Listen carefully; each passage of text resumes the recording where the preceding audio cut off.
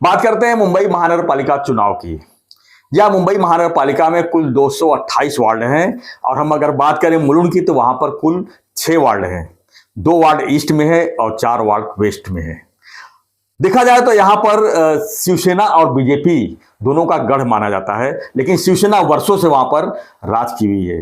यानी कि या तो सीट बंटवारे को लेकर जब बात हुई तो वहां पर सभी टिकटें जो है बीजेपी खाते में चली गई। यानी कि देखा है कहीं ना कहीं मुलुंड में शिवसेना को खत्म करने की पूरी साजिश की गई है।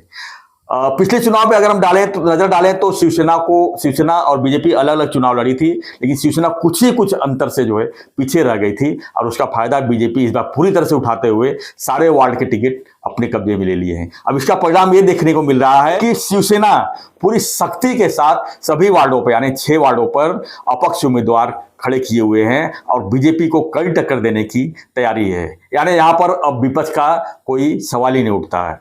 तो देखा जाए तो पूरे मुंबई में शिवसेना को भले ही 90 सीटें दी गई है, लेकिन 90 सीटों में उनके सामने जो है बीजेपी भी सख्ती से खड़ी है और शिवसेना भी सख्ती से खड़ी है अपक्ष के रूप में। यानी कि इसका मुकाबला बहुत दिलचस्प होने वाला है और 16 तारीख को जो परिणाम आएंगे उसमें यही होगा कि शिवसेना और बीजेपी बहुत सी जगहों पर आमने सामने रही है। इसका नतीजा ये रहा है कि अपक्ष उम्मीदवारों की संख्या यानी बंडखोरों की संख्या बड़े पैमाने पर है।